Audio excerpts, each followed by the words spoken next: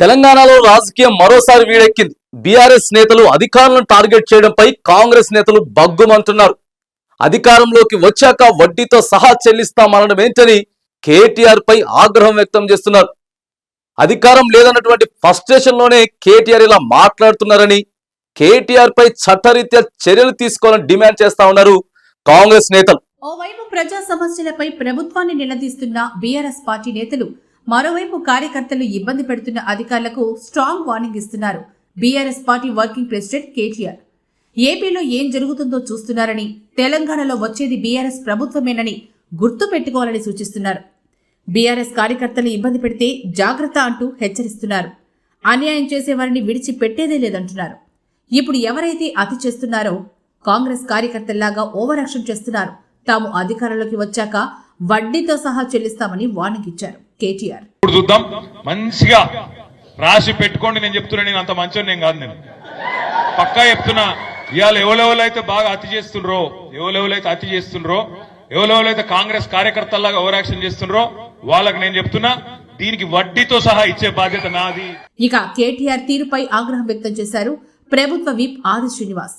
కేటీఆర్ పై ఐఏఎస్ల సంఘం స్పందించాలని, పోలీస్ అధికారులు కూడా కేసులు పెట్టాలని సూచించారు. ప్రభుత్వం కూడా స్పందించి చర్యలు తీసుకోవాలన్నారు. ఈరోజు రాష్ట్ర ఐఏఎస్ల సంఘం తరఫున కూడా నేను ఈ సందర్భంగా విజ్ఞప్తి చేస్తున్నా, కేటీఆర్ పైన పోలీస్ పరంగా కూడా చట్టపరమైనటువంటి కేసులు కూడా పెట్టడానికి మీ సంఘం తరఫున ముందుకు రావాలని చెప్పండి. ఈ సందర్భంగా ఈరోజు భయాభ్రాంతులకు గురి చేస్తూ మీ అధికారులకు వస్తే వడ్డీతో సహా లెక్క చేస్తామని చెప్పండి. ఈ బెదిరింపులకు పాల్పడుతున్నటువంటి కేటీఆర్ పైన ప్రభుత్వం కూడా తక్షణమే కేసు పెట్టాలని చెప్పిన సందర్భంగా. అధికారం లేదన్నా అది షుగర్ కదా అండి. ఫ్రస్ట్రేషన్ లో కేటీఆర్ రోజు రోజుకి దిగజారి వ్యాఖ్యలు చేస్తున్నారని మండిపడ్డారు ఎమ్మెల్యే మందుల సామిల్.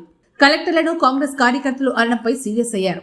గత ప్రభుత్వంలో ఉన్న కలెక్టర్లందరూ బీఆర్ఎస్ కార్యకర్తలేనా అని ప్రశ్నించారు. కలెక్టర్ పట్టుకొని నువ్వు కాంగ్రెస్ కార్యకర్త అంటాడా? మరి మొన్నటిదాకా ఉన్న వాళ్ళంతా కలెక్టర్లు బీఆర్ఎస్ కార్యకర్తలేనా? అంటే నీకు అంచితేనే అందకపోతే ఒక లెక్క, అంతేనే ఒక లెక్కన. కలెక్టర్ పని కలెక్టర్ చేస్తాడు, ప్రభుత్వం పని ప్రభుత్వం చేస్తుంది. గా మాత్రం కూడా నీకు తెలివి లేకపోతే, అందుకనే మా రేవంత్ రెడ్డి గారు అంటా ఉన్నారు, ఇలా మైండ్ తప్పిందిరో ఆయన మైండ్ తప్పిందిరో అంటా ఉన్నారు. కేటీఆర్ కామెంట్స్ పై కాంగ్రెస్ నేతల కౌంటర్స్ తో ఇప్పుడు రాజకీయం మరో లెవెల్ కి చేరుకుంది. అయితే అధికారులపై కేటీఆర్ వ్యాఖ్యలపై ప్రభుత్వం సీరియస్ గా తీసుకుంటుందా లేదా అన్నదే చూడాలి.